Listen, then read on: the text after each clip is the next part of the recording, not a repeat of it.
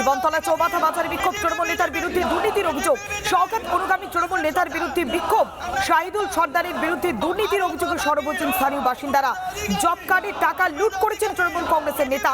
Cut money নেওয়ার অভিযোগ তৃণমূল নেতার বিরুদ্ধে, তারপরেই চৌমাথা বাজারে চলছে বিক্ষোভ। এই মুহূর্তে সেই ছবি দেখাচ্ছি রিপাবলিক বাংলাতে ফার্স্ট অন। সরাসরি যাবো, আমাদের প্রতিনিধি রঞ্জিত রয়েছে আমাদের সঙ্গে। ঠিক রঞ্জিত, কি কি অভিযোগ করছেন স্থানীয় বাসিন্দারা? ক্যাপশনগুলো দেখাবি, একদমই পৌলমী, তোমাকে জানাবো যে শওকত মোল্লা জেলে থাকলেও তার অনুগামীদের অত্যাচার কিন্তু সাধারণ মানুষ অতিষ্ঠ। কারণ শওকত মোল্লার অনুগামী এই যে আটরবাগি গ্রাম পঞ্চায়েতের যে পঞ্চায়েত প্রধান জালাল সর্দার, তিনি কিন্তু মারা গেছেন, কিন্তু তার ছেলের বা তার পুত্ররা এলাকায় অত্যাচার চালাচ্ছে। এলাকায় কাটমানি, সাধারণ মানুষ কিন্তু তারা বিক্ষোভ দেখাচ্ছে। আমার ক্যামেরা পাশে বিশ্বজিৎ পাল সেই চিত্র দেখাচ্ছে, তুমি দেখতে পাচ্ছ পৌলমী।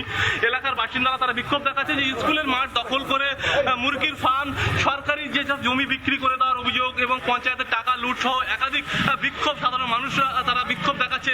একজন রয়েছে, কথা বলবো, কি কারণে বিক্ষোভ আপনাদের, কি কারণে? আমাদের এই যে আমাদের বিক্ষোভ জানানোর একটা প্রতিবাদ, আমাদের যে এই ঘরের টাকা, জব কার্ডের টাকা, নদীর চর যে শহীদুল সর্দার আজকের সেই নদীর চরগুলো জোর যাবতীয় দখল করে তৃণমূলের সময় একদম। কি আজকে আপনারা পথে নামলেন কেন?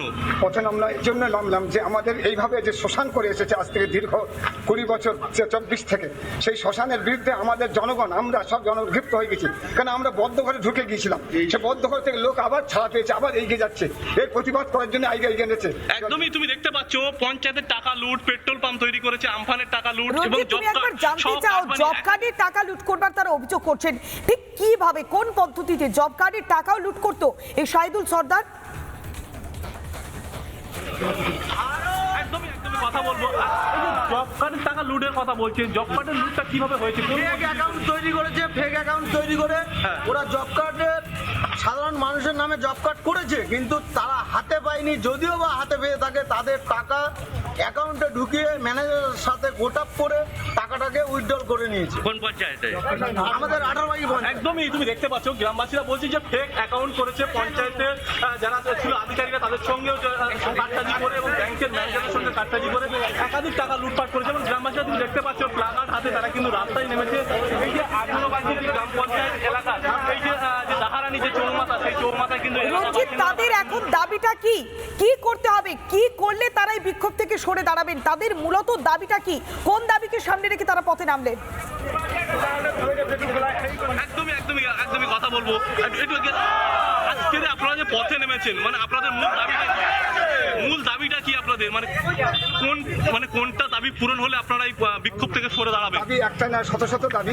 তার মধ্যে আমাদের আছে জব কার্ড এবং ঘরের টাকা এবং আমাদের নদীর গর্ভ যে আমার মা, সেই মাকে ওরা হরণ করছে। যে মাকে নিয়ে আজকের নিয়ে তারা পোলট্রি ফার্ম থেকে নেয়, মোষের খাটাল থেকে নিয়ে যেভাবে ওরা উন্নত করে অন্য জায়গাতে হয়তো হতে পারে এরকম ইয়াঙ্গার লোক নিয়ে বসিয়েছে, এরকম জানি না, বহু লোক তারা বসিয়েছে, যার কারণে আমরা পথে নেমেছি। এর লাইট আমরা দিয়ে যাচ্ছি। একদমই পৌলমী, তুমি শুনতে পাচ্ছ এলাকার বাসিন্দারা তারা বলছে যে জব কার্ড যে দুর্নীতি করেছে সেই টাকা ফেরাতে হবে, কাটমানির টাকা ফেরাতে হবে এবং নদীর যে চর দখল করে যে অবৈধ যে ব্যবসা তৈরি করেছে সেই নদীর চর কিন্তু ফেরাতে হবে এবং যেভাবে সরকারি জমি দখল করা হয়েছে সেই সরকারি জমি কিন্তু বোঝাই যাচ্ছে রঞ্জিত, স্পষ্ট বাসিন্দারা অভিযোগ করছেন তাদের দিনের পর দিন যেভাবে কাটমানি নেওয়া হচ্ছে, যেভাবে জব কার্ডের টাকা লুট করা হচ্ছে, সমস্ত টাকা কড়ায় গন্ডায় বুঝে ফেরত দিতে হবে।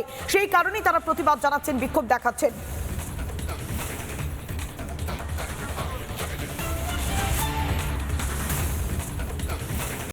নানা ধরনের কন্টেন্ট দেখার জন্য লাইক করুন, শেয়ার করুন আমাদের ফেসবুক পেজ, সাবস্ক্রাইব করুন আমাদের ইউটিউব চ্যানেল। পাশাপাশি অন্যান্য ব্রেকিং নিউজের জন্য অবশ্যই চোখ রাখুন রিপাবলিক বাংলায়।